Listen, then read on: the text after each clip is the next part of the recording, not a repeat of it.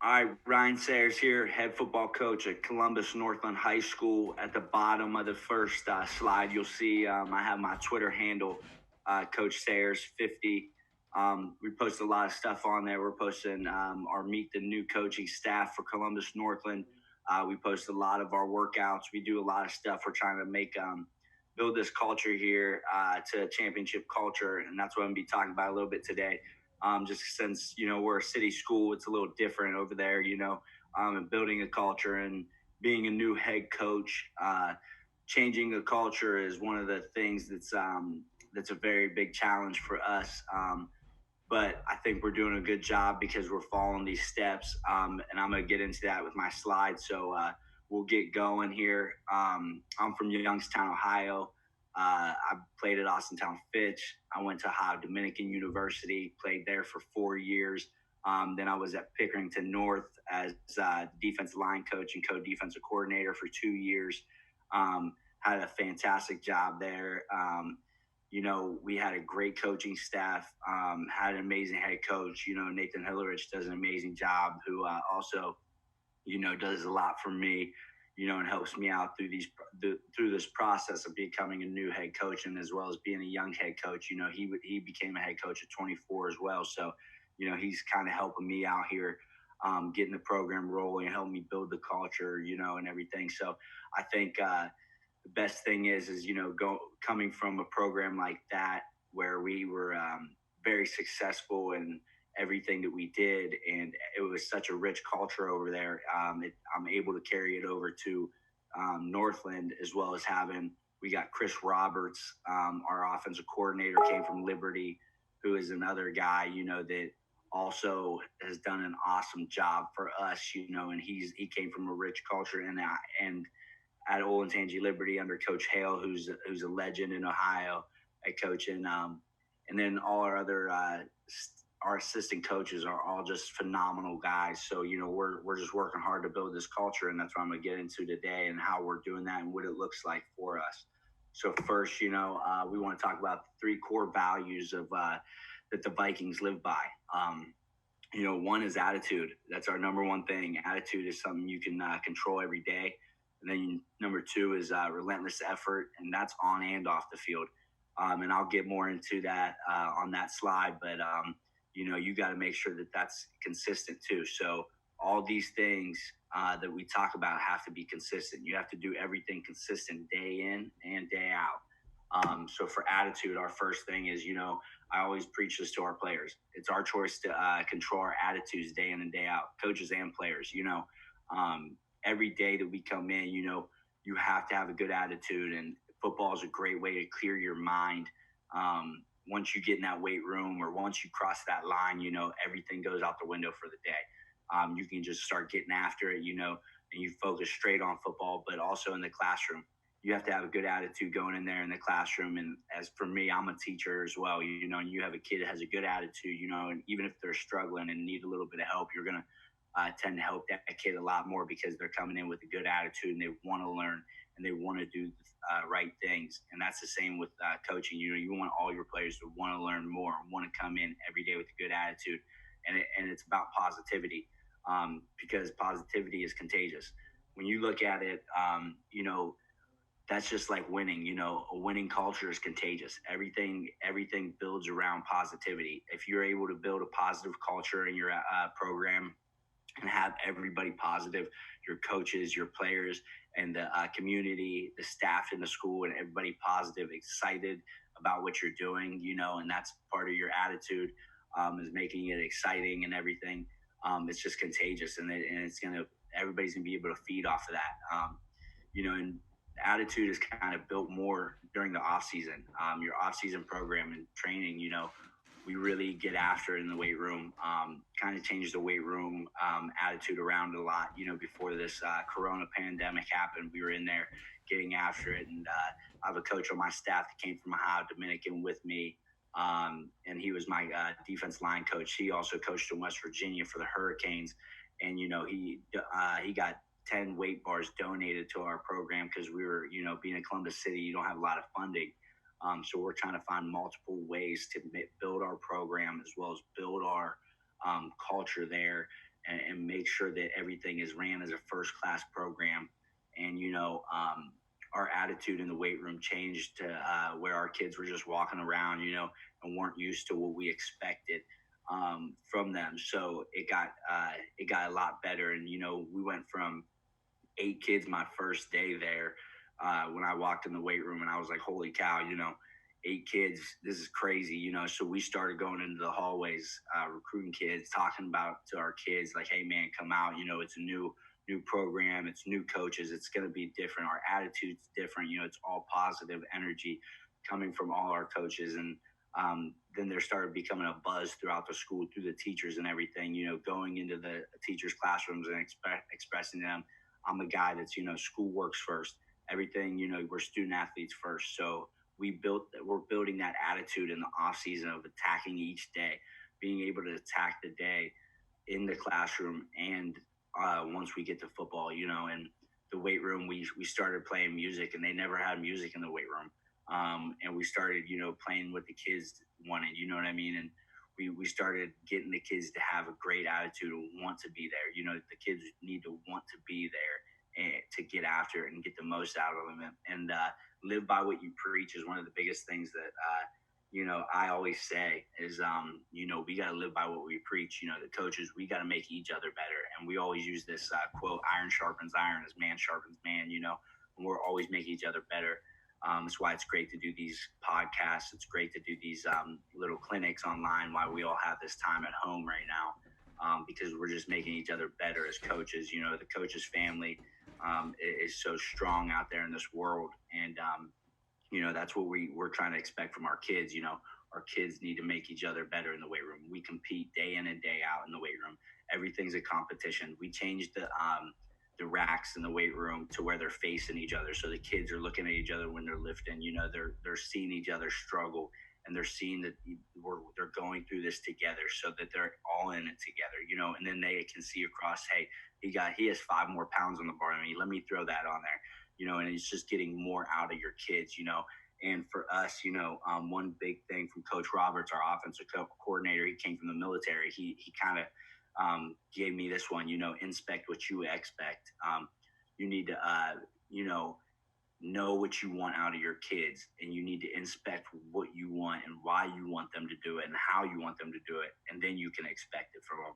And I think that's an amazing thing that we do, and, before, once we started getting into our lifting and everything, we started to really talk about what we were going to expect from the kids from all of our coaching standpoints. And I kind of told them, our attitude is it'll be our biggest thing, and we got to change the attitude. There was not a buzz around the program. There was not people getting after it in the program and people wanting to be part of the program. And then now you see the tide starting to shift, and people starting to really want to get there, and people starting to want to be around our program. And we're getting places starting now to donate stuff to us, and seeing the hard work that we have, and we're getting our kids out in the community. So we're changing the attitude of not only our program, but the community. And I think that's huge, because you want the attitude to be always positive towards your program. And next bullet is more praise than tearing your kids down, And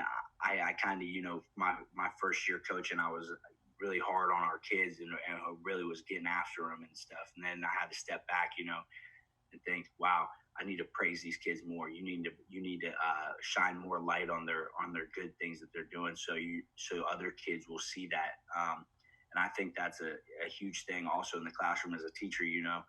If you praise a kid, the other kids are going to want to get praised too. So they're going to see that, and they're going to start mocking those behaviors and doing that stuff. So we always praise our leaders, kids that are, getting after other kids, and getting them to want to work more and work harder, because, we have a lot of leaders in our weight room, and it's been unbelievable to me how many leaders we already have in the weight room. And a leader's not just a senior, a leader's not just a junior. We have freshmen and sophomores that are in there grinding day in and day out, and you just see kids running now from point A to point B, getting right up off their bench set, getting into their supplemental lifts. And so that's just that's even more a part of the attitude, knowing what we expect from you, and then we're positive about it, cheering our kids on, and then when we have max out days, our attitude's positive, and you hear the kids, man, you got this, get down there, you got this, and our coaches are yelling and screaming and cheering them on, and it's just been a great transition, and we see that it's working, having good attitude, and every day for me, I walk into the school building because I don't teach there. I will be teaching at Northland next year, but once I get into the school building, everybody's, how you doing, coach? Nice to meet you. How you doing? I'm always saying I'm living the dream because this is the dream. You know what I mean? Coaching football, high school football at a great program at the biggest Columbus City school. Being 24 years old, man, I am living the dream. This is a dream job of mine and everything, and I'm so positive about everything, and so are all our coaches. And that just is making our kids so positive and making the program have a buzz. And then next is what a lot of us coaches already know is the E plus R equals O. The event that you have plus your response is going to be your outcome. So you're at it. That goes back to attitude. If you have a negative event, you can make a positive out of it. Something bad happens, you go through a little adversity. How are you going to respond to that? How are you going to respond to a kid who just is having a bad day or something? If you have a bad day in class or you have a teacher getting on you and stuff, you got to respond positively about it, and you got to just take it as constructive criticism. And our kids are starting to really learn that and starting to do that. We did a presentation of the E plus R equals O to our kids, and they started, you started seeing them shift and change the gears to responding to events. And then we told them, we're going to put them in tough situations. We're going to put them in tough events. There's going to be a lot of adversity that they go through, and we compete a lot. We do a lot of stuff where it's just competition, and we get creative with it, but they're responding well. And then the outcome, you could see that the kids are growing, the kids are gotten stronger, and they were getting faster, and everything was just getting better. And then the attitude and the energy in the weight room was just getting better and better.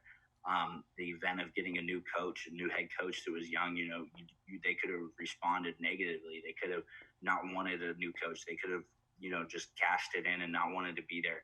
But then, we presented what we had to the kids. I met with the kids the 2 days after I got the job. I met with the whole kids, and we had 60 kids inside the auditorium. And, some kids came that were not going to play and stuff. And I got to talk to them personally and get to know them on a personal level. And they got to see who I really am and how much energy I was bringing to the program, and how my attitude was changing to a positive attitude, and how we were trying to change the atmosphere and the environment, and make us part of the community and everything. So that event, and they responded very well by starting to come to practice and starting to do those things. And it's just been unbelievable. And for us, build the attitude that you want to have fun. Yeah, we do love having fun.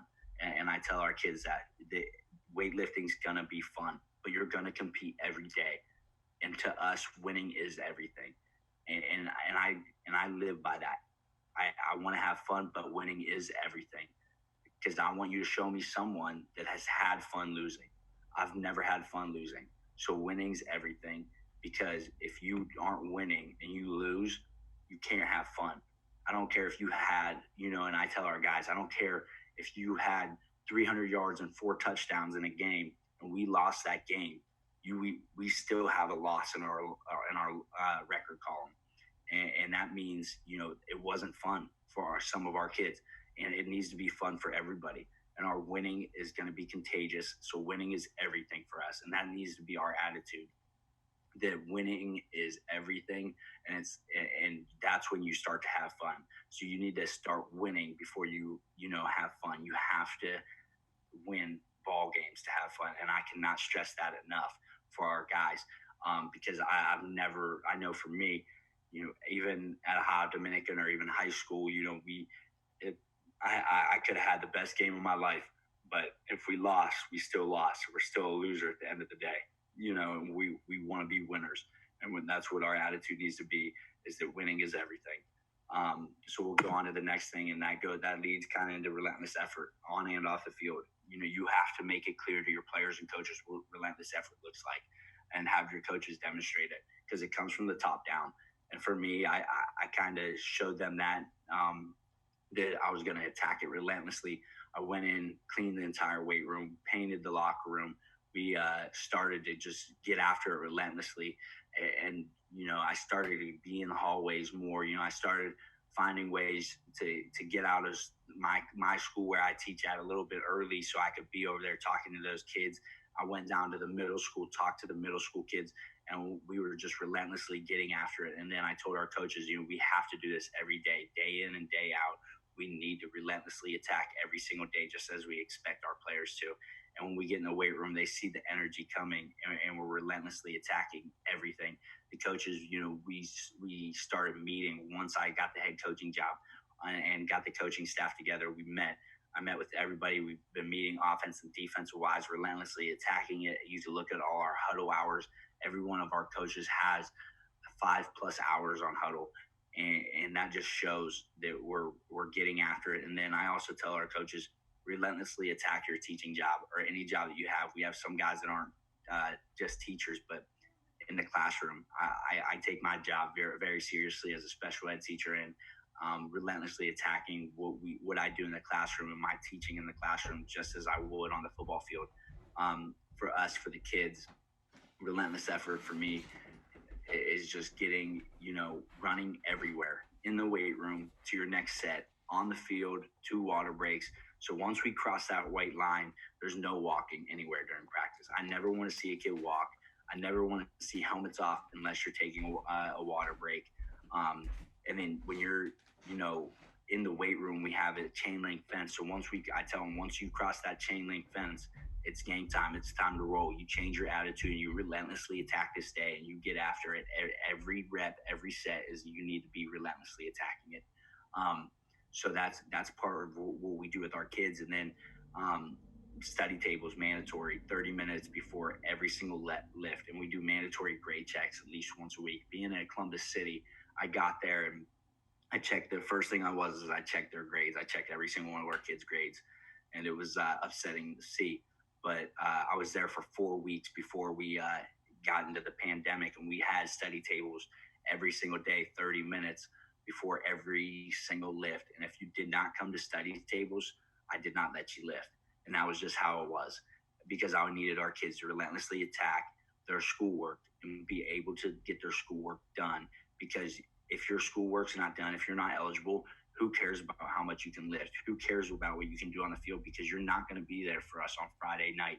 So you need to be able to relentlessly attack your schoolwork and get everything done the correct way.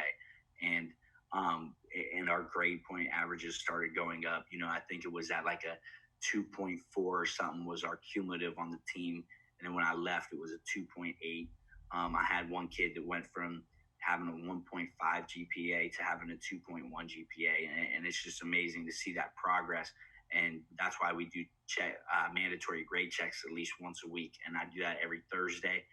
Sit down with, I individually go through every single person's grade with them. And I ask them, what are they doing? Why are you not going and asking for help? Why are you not relentlessly attacking your schoolwork like you would in the weight room? We have kids that come in the weight room doing everything right, getting after it and tearing it up in the weight room, and then you see they're not doing that in the classroom. And that's just not consistent for me. That's not consistent, because your whole day has to be attacked relentlessly with great attitude, and you need to do that consistently. So that's why we say, make students attack the day. And that shows, which each day starts with school. So you need to get up in the morning. You need to go attack your schoolwork. You need to go attack the day and win the day every single time. And I hit on this next point, huddle times for players and coaches. Our players, yeah, they do have schoolwork and stuff, but I guarantee you they aren't sitting at home for 6 hours in a night, and sitting there doing schoolwork. So I never take the excuse of, I have so much schoolwork, I can't get 30 minutes of huddle time each night. So I require our players, by Thursday, I want them to have 2 hours of study of film time. Coaches, I tell them, if by Wednesday you don't have any huddle hours, or if you don't have 5 hours by Thursday, I don't want to hear you on the headset on Friday night, because you're not relentlessly attacking the day. You're not looking at huddle and watching film. So if you try to give a suggestion on Thursday, you better have had your 5 hours of huddle time. And then Friday night, if you don't have that huddle time, we're not gonna listen to you. You know what I mean? Because you didn't watch film, you're not prepared, you're not relentlessly attacking everything off the field.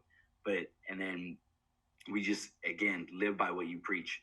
You can coach your coaches on this, and that's a huge thing. Is I'm coaching my coaches on how to watch film, and we went over what I expect and how I want the film broken down, and so that we're so prepared. And then every day you need to set clear expectations, and that needs to be since day one, and never shy away from them. Never set expectations and then stop expecting it. So when we're out there coaching on the field, we want our guys getting after it. I want intense coaches because I'm an intense coach. All the You can ask the players at North. So a lot of times they would say I was crazy or something, but then you build a good relationship with them because how they will respond to you, and relentlessly attacking your coaching and getting them to really realize that you're just trying to make them better football players. And I'm just an intense guy. I yell a lot. I'm a loud coach. And I want our other coaches to be like that as well. And they need to relentlessly attack their drills. And a lot of it is just making sure your drills are hard for your guys, because we're not a team that's gonna sit there. I'm not gonna go out and run 10 gassers at the end of the day. We might run a little bit at the end. We might do something that's fun, like kick punts to the offensive line guys. And if one guy if he drops it, you run a gasser. The whole team runs a gasser. You make things fun for the kids. But our expectation of relentless effort needs to be clear on day one and how to do it. And it comes from the top down. So I tell our coaches, you're never going to ever see me not relentlessly attack a whole day. And I better not see you guys do that. And the players better not see you do that, because they're going to learn from us. They're looking up to us as coaches. All your players look up to you, and they know what, they look at you and they know, they can see, hey, coach is slacking here. You know what I mean? He's not doing this. He's not doing that, just like in other coaches. So they're going to compare you to the other coaches. So we need to all be on the same page and just relentlessly attacking the days on and off the field. And on Friday nights, we need to be just, getting after it and getting our players in the right mindset to play the game and being intense with them. I just love it. I love intensity. I love positive attitude. And, yelling doesn't have to be negative. I yell a lot of positive things, but I just come off as an intense coach, and we need to set these clear expectations since day one, and we will not shy away from them. Our coaches will not shy away from them, and we're all on the same page with that. And so consistency is our last thing, and all of our core values that we follow. Excuse me, but players need to be consistent in their daily routine. Every single day, you need to do everything you do daily consistently. Getting to class on time, getting your schoolwork done, doing your homework. And then, at football, you need to be on the field at the exact time I tell you. I do not deal well with kids straggling out of the locker room because they were getting taped. Well, I give you 30 minutes before practice to get taped, get some food in you, have film rolling in the locker room, and then you need to be in your meetings. If we're meeting that day, you need to be there on time, or we will run for that, because we need our kids to be consistent every single day in their daily routine. And that'll just carry over into consistency on the field on Friday nights and being able to get through adverse situations. And our coaches need to be consistent in their coaching and off the field duties. We cannot stop. If we get to week 3 and we're 0-3, or we're 1-3, like last year at Pick North, we were 1-3. And we were playing Dublin Kaufman, and I can remember, we were, as coaches, we were kind of down, but we stayed consistent with our coaching. We stayed consistent with our off-field duties, and we went and beat Dublin Kaufman, who was, ranked number 1 in the state that week, and we just started rolling from there.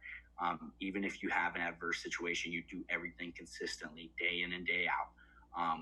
Even with your coaching, you need to be consistent on how you say things. Our verbiage needs to be the same. It needs to be the same carryover, and every coach needs to be on the same page. And your off the field duties, I schedule off the field duties to each one of our coaches, such as huddle times, and then we do also with the weight room. We have duties in the weight room. Everybody has a rack they're watching, so we're counting players' reps and making sure they're consistently doing everything correctly. So huddle, I just sent out our list of breaking down films, and each coach has games that they need to break down, and they need to present to me what they have, what they've seen, and then give me a report on those. And not only are the other coaches doing that, but even as a head coach, I'm doing that. I'm doing the same exact thing. I'm breaking film down too. You can't just rely on your assistant coaches to do all that stuff. You need to be a part of it too. You need to be a part of what you're doing, because I want to know what my offense is doing. I want to know what my defense is doing. I want to know all this stuff. And I want to know why we're doing it and then how we're doing it. So we do. Everybody has duties, and they need to be consistent in grinding out their duties, and it needs to be every single week. And you need to demand this from both your players and coaches. You cannot just demand it from one player and not the other. And I think I learned this from having Jack Sawyer, the number one kid in the country as a defensive end at Pick North. Phenomenal kid, but no coach ever treated him differently than we treated other kids. Jack did not get any special treatment, and the kids can see that, and that's great for kids to see. And then the coaches, even if you have a coach that is, doing a little bit more, doing something more, you need to get your other coaches to do just as much. You need to demand the same consistency from all your coaches, and to be using consistent verbiage. You don't want one coach telling a kid something else or telling them something different, and not using the same verbiage. And that's just you as coaches be on the same page. Create a schedule for the week that is consistent for coaches and players.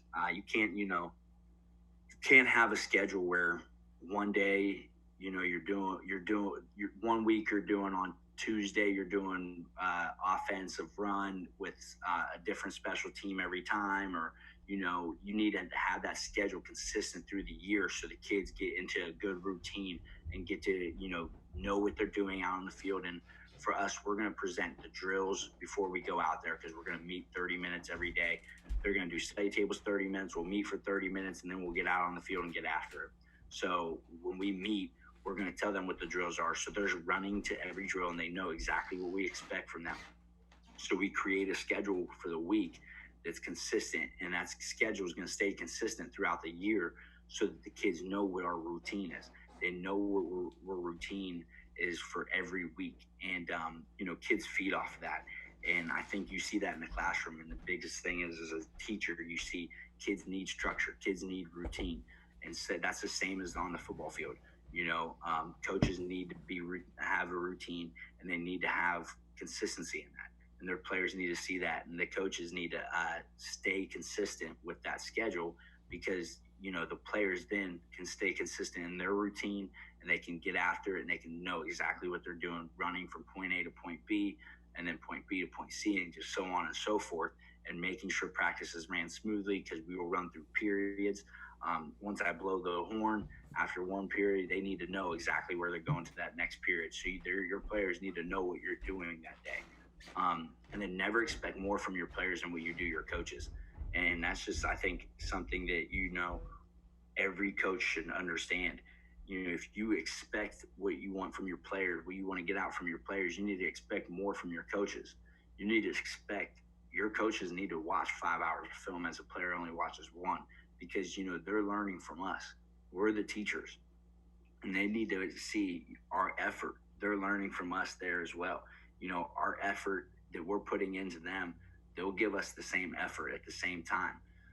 So when we're doing something like that, the players need to be able to see that it comes from the top down, and they're always going to see from me, the same effort, the same consistency every single day, the same energy, everything the same. And they'll see that from all our coaches, and then you'll get that from your players. And then once you get that buy-in from your players, they'll run through a brick wall for you. So everything goes to, attitude, relentless effort, and consistency. And that needs to be something we live by day in and day out.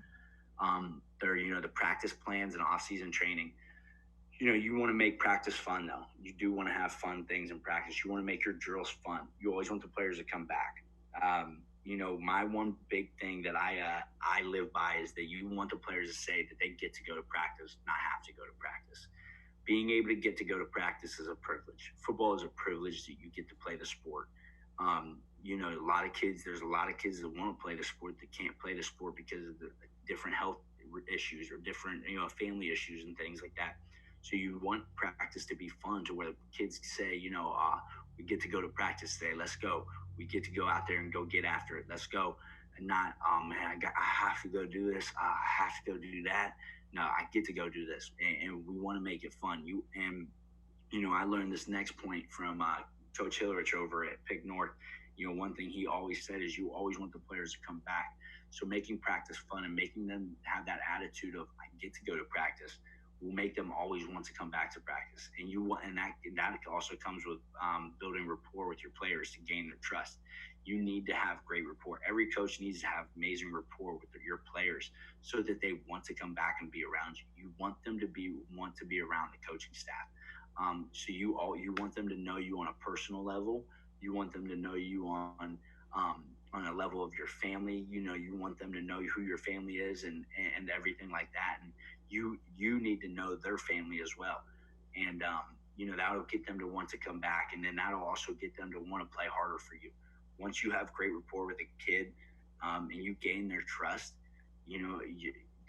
they'll go run through walls for you. They'll do unbelievable things for you. They'll always have your back. And that's one thing that I always tell our players is that I'll always have their back, and our coaches will always have their back. We'll go to war for them every day, in any situation. As long as they're upfront with us and honest with us, we will go to war for them and figure out how we're going to get through an adverse situation if they have something like that. And then make your off-season training a priority. That's one huge thing. I think that during the season, we all know, you only get 10 guaranteed games. So, it's huge. Yeah, that's big. During season, it's huge. But off season is where you build rapport. Off season is where you get to gain the trust from the players. And you get the players to see that you're enthusiastic. The players get to see your effort in the off season. And I think a huge thing for me that I did is, I got on the same schedule as the track coach. And where the boys lifting time was. So, our football team was lifting with the track team, so that I got to see our guys in the weight room with the track team, so that I didn't ever get to miss that, building that rapport with them.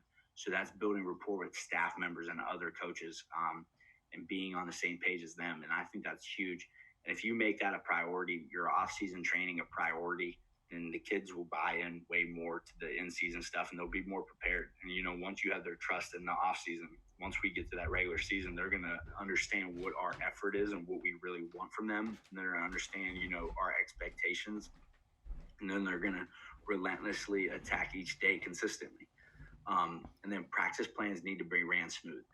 We do our practice is going to be, always ran by periods. It's always going to be, 2.5 hour practices, because for me, I remember I was a young coach. I'm still young, obviously, but my first year, 2 years ago with Coach Hillerich, I was always like, man, we need more practice time, Coach. We need more practice time. He's like, Sayers, we only practice, man. We practice as long as we play in the game. And then that started to finally make sense. You don't want to, kill your players, and you want them to want to come back. So you have to have a good, smooth practice and to be organized and have periods ran smoothly, and have it to like 2 to 2.5 hour practice, because that's as long as the games are going to last.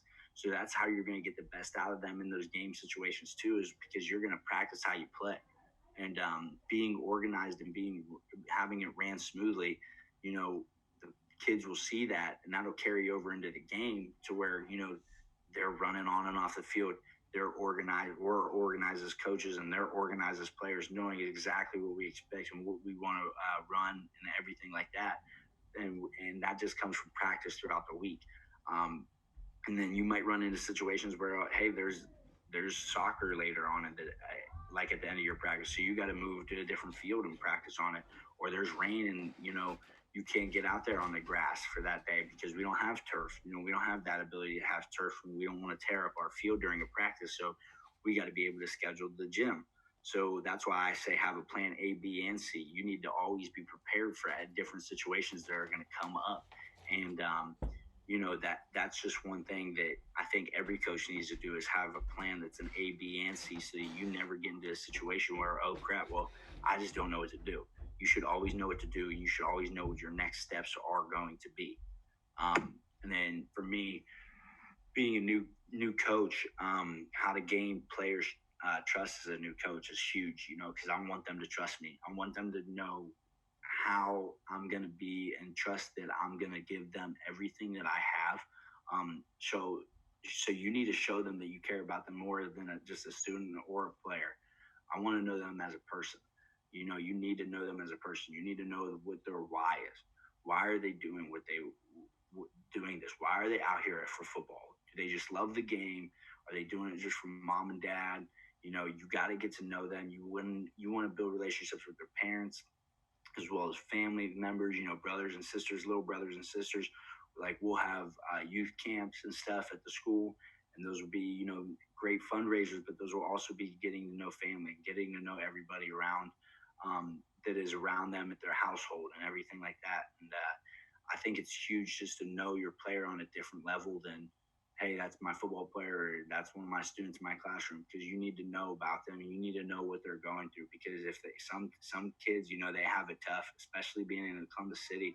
Some kids are going through a lot of harder stuff than kids that would go through at Pick North or something. Some of those kids in the city, they're getting their brother or sister ready for school in the morning, so they might be late to school. But you need to know that stuff so that you can talk to them about it, and then you need to be able to help them with that and give them and then offer them support in different ways that you can help them. Um, they might be going through tough times at home. Their home life might be rough. They might not have the money and food and stuff like that. So for us, we started nutrition tables, and because when I first got there, the kids they were saying, "Oh man, coach, we're hungry," before we like lifted when we were in study tables. So as a coach, you never want your players to be hungry. You got to gain their trust, So I was going and buying peanut butter and jellies and giving our players peanut butter and jellies before we lifted. And we would get fruit from the cafeteria that wasn't used for the day. They were giving it to, they were donating it to us. We got the local Kroger is donating the close to expired bread. And I think one thing is you go to your local markets, you go to your local places around you, and the worst thing they can say is no.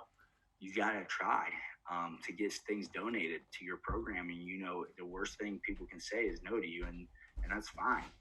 That's not going to be the last time you're told no. So that's one way to gain trust for them is to feed your players, man, to make sure that they're healthy and their nutrition's good, and know them on a personal level, know what they're going through at home, and then also show them that the program is bigger than them. Bring in past players, bring in past people that came from the program, bring in community members. I have our kids going to the alumni foundation meetings. I want our kids to hear what people are trying to do for them, and then I'm having them go to the booster meetings. And we want our players to be around these people so that those people are more likely to help us and fundraise for us and donate things to us. And then another huge thing to gain their trust is accommodate to what the players want. Do what your players love, not what just you love. A lot of coaches they won't shy away from, oh no, we're not playing no music at practice. We ain't doing this because that's not the way I do it. Well, accommodate to your players. You want your players to trust you. You want your players to give everything they have to you. And you need to accommodate to them and do the things that they love and what they want. For example, we were getting shirts made, and our kids like to go by the land instead of just Northland. So, I'm going to make them shirts to save the land on it because those kids want that. That's what the kids want. You got to do what the kids love, not what just you love. I know that there's egos and stuff, but your ego got to be off the table with that stuff. You have to be accommodating to your players. You have to do things that they love so that they can love you and trust you, and then you build a better relationship with them, and then they're going to run through a brick wall for you on Friday. And this is one thing that the next thing is what I tell our coaches. Yeah, we're football coaches, but don't just be a football coach. Be a life coach. be a life coach. Teach them, what it is to be a person in this world. Don't just teach them what inside the white lines. Don't just teach them in that weight room. Talk to them about things in life and what they're going to go through. And that's just so big to me. And I skipped the one point up there. We do real talk Wednesdays. We present things to our kids, and stuff. We do things like, talk about the social injustice in this world. We talk about things in life like that they're going to go through. We talk about what you need to do if you do get pulled over by a police officer, if you're driving, how you need to handle that situation. Or we talk to them about, changing tires or changing their oil on their car. We're going to have one of our coaches teach them how to do that stuff. And because football only lasts so long, and we're building these guys and the young men. And my biggest thing is that I always tell everybody, 10% of what we do is coaching football. 90% of what we do is growing these boys into young men. And you want to see your guys leave and come back to the program. You always want those guys that help you build the program come back. And I always want players to tell me, man, coach, you changed my life. You made me so much more of a better man. And I don't ever want to hear. I would way rather hear a kid say that than say, hey, he changed me into a better football player. I want to make you a better person, not just a better football player, because it's way bigger than that. Football is just 10% of what we do as coaches. 90% of it, is what we do for them as people, and as getting them to grow. And that, and then that also gets the parents to realize, we're not just football coaches. We're bigger than that. We're big mentors in their lives, and we a lot of times we spend more time with these kids than their parents get to spend, especially if you're a teacher in the school. If you're a teacher in the school, you're spending from 7 to 3, then from 3:30 to 7 o'clock at night with these kids. And you're doing a lot more with them. So you need to be able to be a life coach for them. You need to be there for them in every aspect of their life. And then lastly, make them a part of your family, not just the football family. For me, my dad, he comes around all the time. He'll be at every game. My brother, he works for OHSA. He comes to a lot of the games, and my mom comes to every single game. My stepdad, my stepmom, everybody comes to every single one of my games. My girlfriend, she'll be at every game. She'll be in the stands. And then not even just her, but her family will be part of it.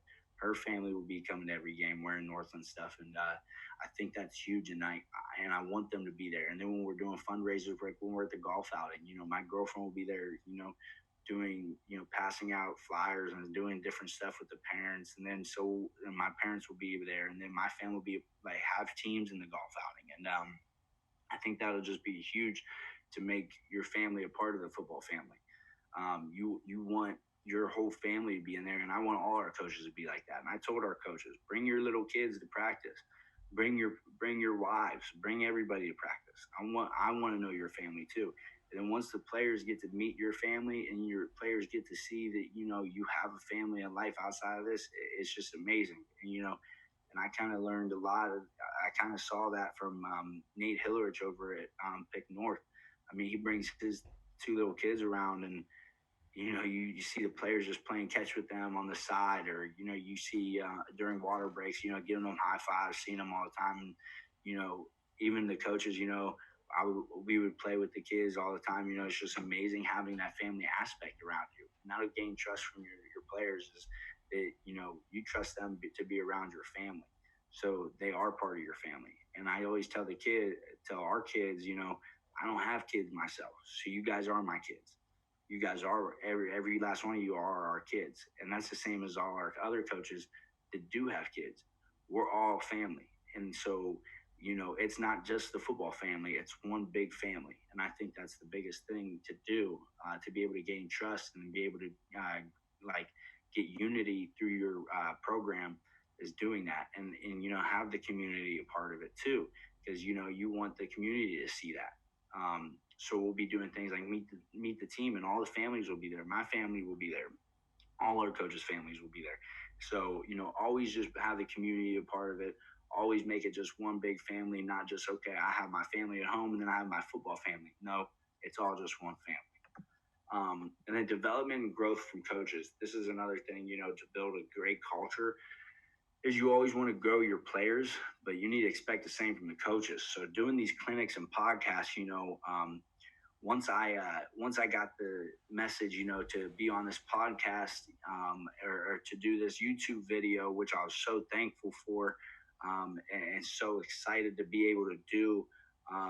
It was something that I knew I wanted to do, because Coach Bandstra, Nicholas Bandstra, messaged me on Twitter, and for me, I didn't, I didn't know who he was, but then he asked me to do something for him, and then now we've got to talking. We became, we became good buddies and stuff, and we got to talking, and now we relate in so many different areas, and I think that he's passed a few ideas on to me, and then I'm gonna be able to pass ideas on to him. And it's just gonna go down the chain, and then you watch all his videos on YouTube. There's so much good stuff out there. It's unbelievable, and you need to grow your coaches, and you want them to do these clinics. You want them to listen to podcasts. You want them to do all this stuff because especially right now during this quarantine time, there you have so much free time. You need to be doing this stuff. You need to be getting better. You can't just expect your players to get better if your coaches aren't getting better. And then for me, you want to be open to all ideas from your coaches. So, when a coach presents you with an idea, don't just throw it out the window and just be like, oh, yeah, that's cool. Be like, why? Ask why, and see why they want to do that. And then see and be able to develop, as a coach, like even if you're the head coach or the coordinator, if you have a coach that's underneath you, that's your D-line coach or your O-line coach, and if he sees something different, he has a new idea, be open to that. Be open to changing, be open to developing. And because you can learn so much more from different coaches, and these clinics and podcasts are amazing. And at the end of the day, you need to have all coaches on the same page.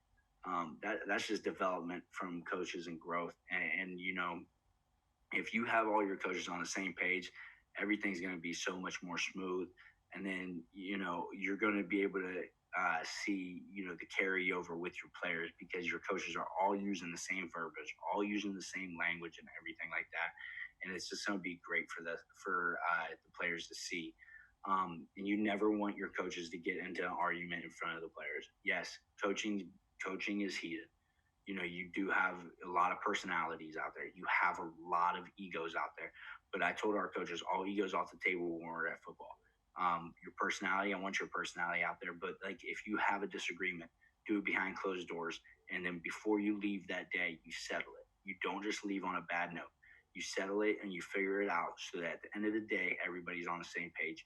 You cannot leave the football field or the coach's office with not being on the same page, just because it just doesn't work. And it's good, and it's going to carry over, and the players will see that. And the players can never see that the coaches are not in unity.